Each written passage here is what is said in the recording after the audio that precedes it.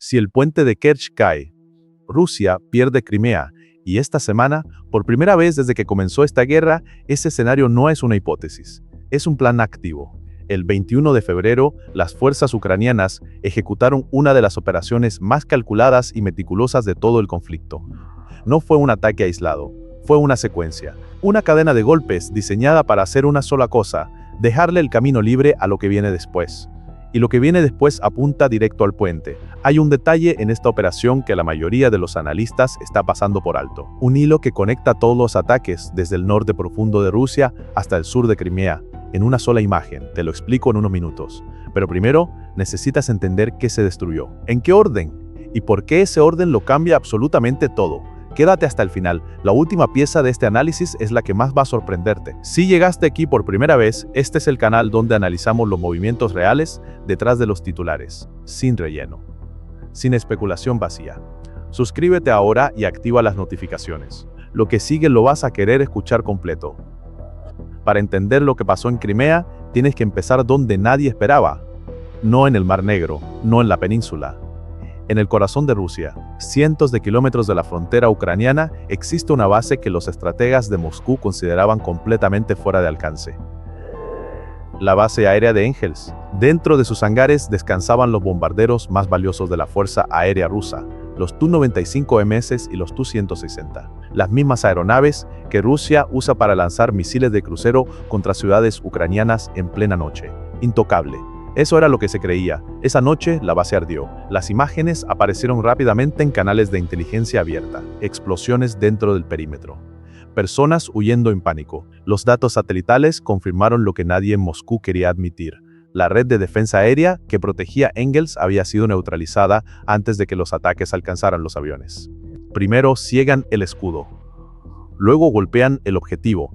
Pero aquí está lo que la mayoría no captó en ese momento. Engels no era el objetivo final, era la señal de apertura. Mientras Moscú procesaba lo que ardía en el norte, algo mucho más sistemático ya estaba en marcha en el sur. Algo que llevaba días construyéndose en silencio, con una paciencia que solo tiene sentido cuando entiendes a dónde conduce. 4 días antes del 21 de febrero, Ucrania comenzó lo que los manuales militares llaman la fase de supresión de defensas enemigas. No para destruir, para agotar. Los ataques con drones sobre el aeródromo de Saki el 17 de febrero no buscaban causar daño masivo de inmediato. Tenían un objetivo mucho más específico: forzar la activación continua de los sistemas de defensa aérea rusos en Crimea. Los Pantsir S-1, los S-300, los S-400. Obligarlos a trabajar a máxima capacidad, hora tras hora, noche tras noche. ¿Por qué importa eso? Porque cuando un sistema de defensa aérea opera a tope durante días seguidos, vicio. Porque cuando un sistema de defensa aérea opera a tope durante días seguidos, pasan 3 cosas inevitables. Se consumen los inventarios de misiles interceptores. Los radares quedan expuestos durante demasiado tiempo, y las posiciones exactas de cada sistema quedan registradas. Cuando llega el ataque real, ya no tienen nada con qué responder. Eso es exactamente lo que pasó. Las explosiones sucesivas que resonaron en las regiones de Sebastopol y Kerch durante esos días no eran ruido aleatorio, eran el cierre sistemático de una cadena. Eslabón por eslabón, sistema por sistema. Y cuando el último eslabón se cerró, lo que quedó fue un silencio muy particular. El silencio de los radares que ya no responden. El 21 de febrero por la noche, las fuerzas ucranianas ejecutaron la fase siguiente, y lo hicieron en múltiples frentes al mismo tiempo. Cerca de la ciudad de Inkerman, 2 embarcaciones de la clase Okhotnik fueron alcanzadas con éxito. No son barcos simples. Estos buques guardacostas del proyecto 2460 están equipados con sensores avanzados y sistemas de radar diseñados específicamente para una misión: detectar drones navales que se aproximen desde el mar, antes de que lleguen demasiado cerca. Su función, en términos militares, era actuar como los ojos de la flota del Mar Negro. Esa noche, esos ojos fueron destruidos. En el aire, la situación era igual de grave. 2 aeronaves anfibias B-12, ubicadas en los terrenos de la planta de reparación de aeronaves de Yevpatoria, también fueron alcanzadas durante la misma operación coordinada. Los B-12 eran los activos clave de Rusia para vigilar movimientos submarinos y de superficie en el Mar Negro. Sin ellos, lo que se mueve bajo y sobre el agua en esa zona ya no puede ser monitoreado desde el cielo. El Estado Mayor ucraniano liberó las imágenes, drones capturando en tiempo real los impactos sobre las embarcaciones y las aeronaves, sin ambigüedad, sin margen para la negación. Radares silenciados, patrullas hundidas, ojos en el cielo destruidos. En el lenguaje de la estrategia militar, esto tiene un nombre muy preciso. Se llama preparación del campo de batalla. Y cuando un ejército prepara el campo de batalla con esta meticulosidad, siempre hay un objetivo esperando al final de esa preparación. ¿Recuerdas el detalle que prometí explicarte al principio? Aquí está. Todo lo que destruyeron protegía una sola cosa: el puente de Kerch. 19 kilómetros de concreto y acero. La estructura más larga de Europa cuando fue inaugurada en 2018. Un monumento a la visión imperial de Putin.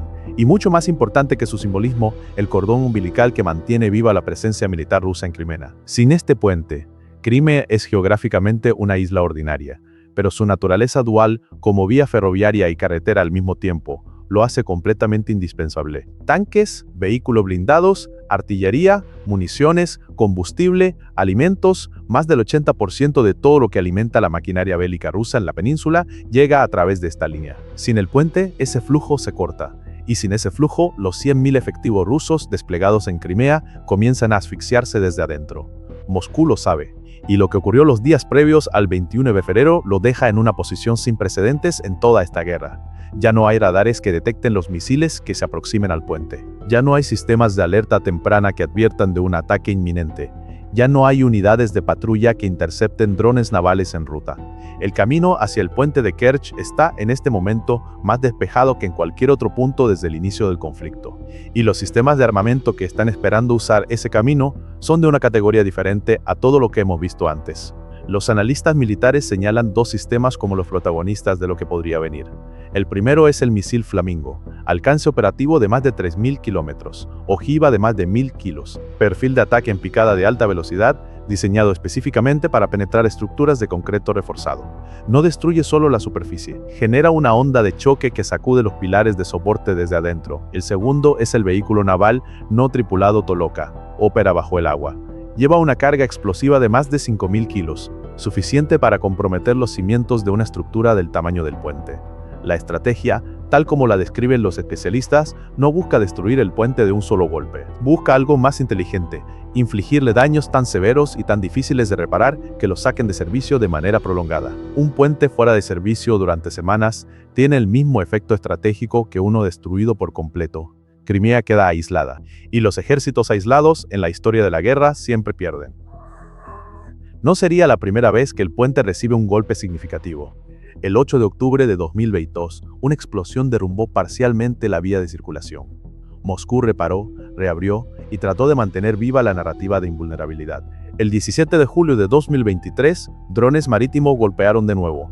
En junio de 2025, el primer ataque subacuático exitoso contra la estructura. Cada vez, Rusia repara, cada vez el daño acumulado crece. Pero lo que hace diferente la situación actual no es la suma de impactos anteriores, es que por primera vez, los sistemas que defendían los accesos al puente ya no están ahí. Piénsalo desde la perspectiva de un general ruso, esta mañana. El puente amenazado, la defensa aérea agotada, y la única alternativa de suministro terrestre es un corredor largo y frágil, que pasa por Melitopol-Tokmak y conecta con la franja costera de Mariupol. Esa ruta ya está bajo presión desde 2023, y con el incremento de ataques ucranianos de largo alcance en 2024 y 2025, se ha vuelto progresivamente más vulnerable. Pero hay algo más que complica todavía más este panorama. Entre 2024 y 2025, los ataques sobre refinerías y depósitos de combustible en territorio ruso desencadenaron una crisis real de gasolina y diésel, no solo en la economía civil, también en los envíos militares. Las válvulas de refinerías, los cruces de oleoductos, las áreas de almacenamiento, todo fue alcanzado con strikes de precisión que redujeron la movilidad de las unidades motorizadas rusas de manera crítica. En ese contexto, si el puente de Kerch queda inutilizado de forma prolongada, el efecto combinado sería devastador. Escucha bien esta cadena, porque es importante entenderla completa. Se rompe el ritmo del suministro. Cuando el ritmo se rompe, la intensidad del fuego cae. Cuando la intensidad cae, las posiciones se silencian. Cuando las posiciones se silencian, la línea de defensa se corroe desde adentro. Y al final de esa cadena, 100.000 soldados rusos en Crimea enfrentan el riesgo de colapsar tanto moral como físicamente, dentro de un círculo que se estrecha cada semana más. Eso no es especulación. Es la lógica del asedio, tan antigua como la guerra misma. Detrás de las puertas cerradas del Kremlin, la imagen es muy diferente a la que se proyecta públicamente. ¿Cómo se ve ese pánico en la práctica? Los oligarcas están moviendo activos fuera de Rusia. Las élites están explorando salidas, y el liderazgo político, incapaz de dar una respuesta militar coherente a lo que está pasando, ha caído en un ciclo de represalias que ya no tiene lógica estratégica. Fíjate en los objetivos que Rusia ha atacado en las últimas semanas: fábricas de chocolate, infraestructura civil sin ninguna relación con el esfuerzo bélico ucraniano, instalaciones en territorios ajenos al conflicto directo. Eso no es fuerza, eso es la firma de un liderazgo sin opciones reales. Cuando el ejército más costoso de Europa se desgasta frente a drones de largo alcance, cuando los sistemas de defensa aérea se ciegan uno por uno, cuando una articulación vital como el puente de Kerch se convierte en un objetivo abierto, la confianza entre las facciones del régimen se erosiona a una velocidad que ya no puede ocultarse. Y no hay forma de detener esa erosión con declaraciones de victoria que nadie en Moscú ya se cree. La crisis sistémica se profundiza. El prestigio militar se destruye ataque tras ataque. Las sanciones comprimen la economía desde fuera, mientras los conflictos internos la corroen desde adentro. No hay solo un impasse militar en el frente, hay una atmósfera de pánico que se expande a través de todos los niveles del Estado ruso. Los bombarderos ardiendo en Engels, los barcos hundiéndose frente a las costas de Crimea, los radares silenciados, los sistemas de alerta temprana ciegos. Nada de esto fue accidental, nada de esto fue improvisado.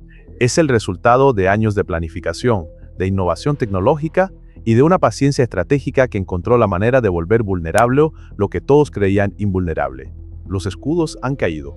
El camino hacia el puente de Kerch está más despejado hoy que en cualquier momento anterior de esta guerra. Y la respuesta de Moscú, apuntando a fábricas de chocolate mientras sus defensas se desmoronan, no detiene lo que viene, solo lo confirma. Hay una pregunta que los estrategas militares están haciendo ahora mismo, en silencio, en Washington, en Kiev y sí también en Moscú. ¿Cuánto tiempo le queda al puente? Nadie tiene la respuesta todavía, pero las piezas que necesitaban estar en su lugar ya están en su lugar.